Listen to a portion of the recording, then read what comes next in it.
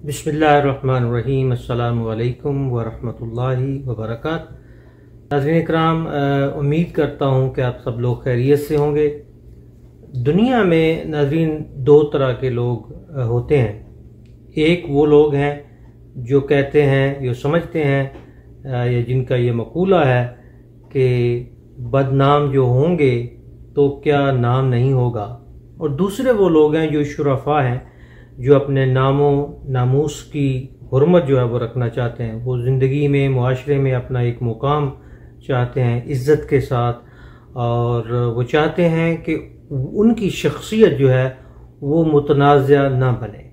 लेकिन जिस किस्म के मुआशरे में हम आजकल ज़िंदा हैं, लामहला कोई ना कोई मसला हमें ऐसा दरपेश आ जाता है जिससे कि हमारे इर्द गिर्द के लोग और बाज़ औक़ात हमारे अपने अहबाब हमें भरपूर कोशिश करते हैं कि हम मुतनाज़ा बन जाएं।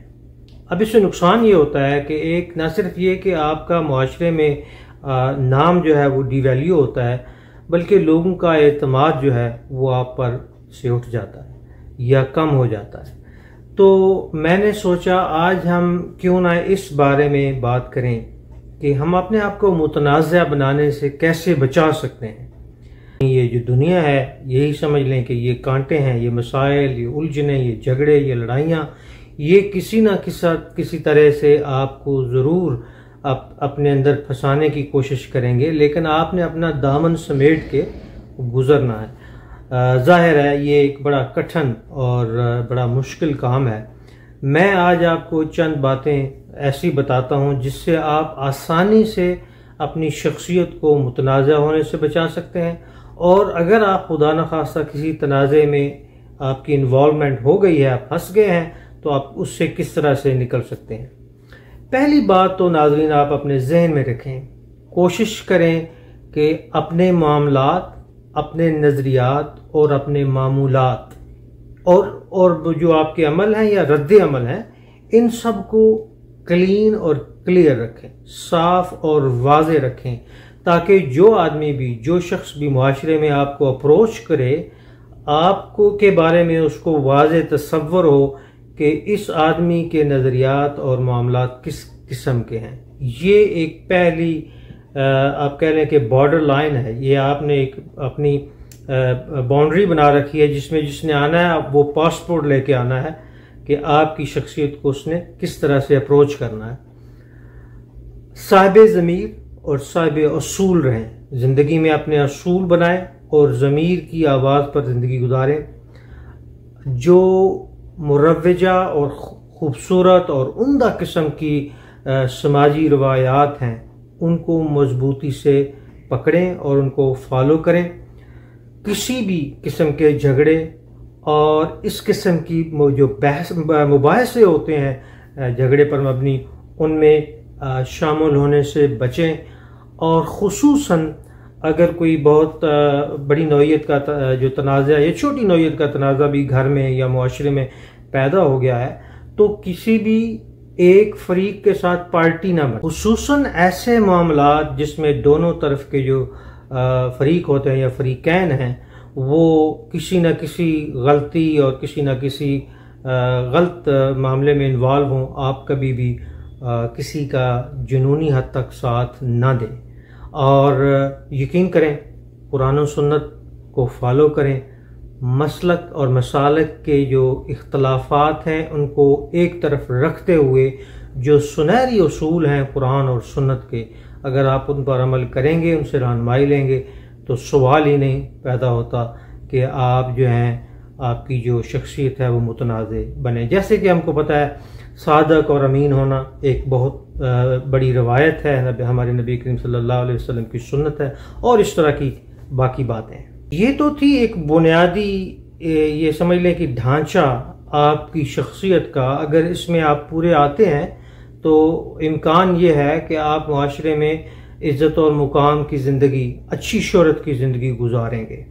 मैं अब आपको 7 ऐसे असूल बताना चाहता हूँ जिनसे आप बहुत आला तरीके से किसी भी तनाज़े से बच सकते हैं। पहली बात यह है कि कभी भी किसी के ज़ाती मामलात में खा मखा मुदाखलत न करें जब तक कि आपको खुद दावत ना दी जाए, और वो भी ऐसी दावत जिसमें कि शायद कोई आदमी समझता है कि आप उसकी मदद कर सकते हैं। ये पहला असूल है।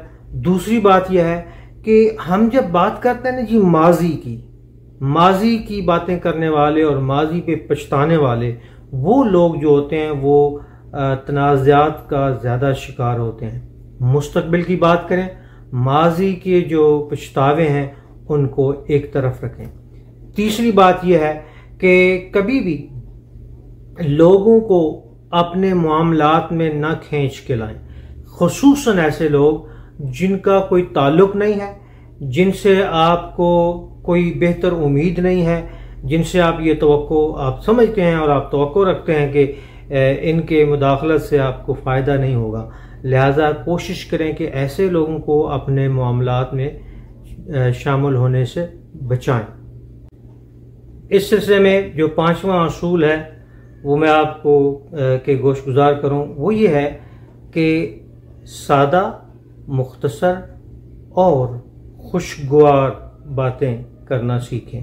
जब आप अपनी बात को सादा रखेंगे, खुशगवार अंदाज से बात करेंगे, मुख्तसर रखेंगे, तो मुमकिन ही नहीं है कि आप ऐसे तनाज़ात और ऐसे झगड़ों में आपकी शमूलियत हो जाए जो सिर्फ बात को तूल देने से हो जाते हैं। और छठवीं बात जो है कि जब आप किसी मुबाहिसे में शामिल हों, किसी गुफ्तगू में, किसी डायलॉग में हों, तो कोशिश करें कि अपनी बात को सादा और मुख्तसर रखें और अच्छा जो एक आपका जो नीयत की अच्छाई है वो उसमें नज़र आए। जब भी आप कोई बात करते हैं और उसमें नीयत की अच्छाई नज़र आती है तो बाज़ औक़ात थोड़ी सी तल्ख बात भी जो है वो सुनने वाले पर अच्छा असर कर जाती है। इसका मतलब ये है कि जो बॉडी लैंग्वेज है आपकी, ये बता रही है कि आप बात किस अंदाज से कर रहे हैं। और सातवां और बड़ा सुनहरी असूल यह है कि गैर जानबदारी को अपनी बातों, अपने मुबाहसों, अपनी नसीहतों, अपने मशवरों का एक सुनहरी असूल और मरकज़ बना लें।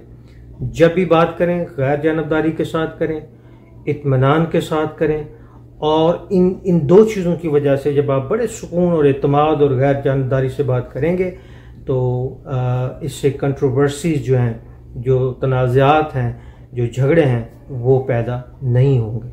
नाज़रीन कराम, इस बहस के, इस गुफ्तगू के इख्तिताम पर मैं आपको चंद ऐसी बातें बताता हूँ कि अगर खुदा न खास्ता आप किसी तनाज़े का शिकार हो गए हैं, किसी बहस में आपकी इन्वॉल्वमेंट हो गई है जिससे कि मसाइल और उलझने और मुश्किलात पैदा हो गई हैं, तो आप क्या करेंगे?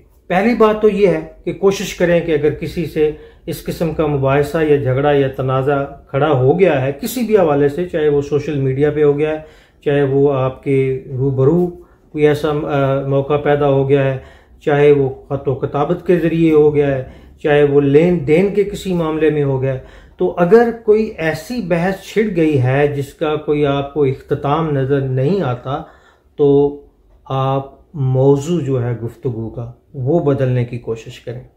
उसके बाद आप क्या करें कि आपके साथ जो आदमी गुफ्तगू कर रहा है या कम्युनिकेशन कर रहा है, इंटरेक्शन कर रहा है, अगर वो बार बार कोई मनफी रवैया अपनाए हुए है तो आप अपने मस्बत रद्द अमल के साथ दबाने की कोशिश करें। और ये तभी होगा जबकि मैंने जो गुफ्तगू में पहले चंद औसाफ बताएं, ये औसाफ आपकी शख्सियत में पैदा होंगे। और ये औसाफ होते हैं ऐसे लोगों में जो न सिर्फ के पढ़े लिखे होते हैं बल्कि सुलझे हुए होते हैं।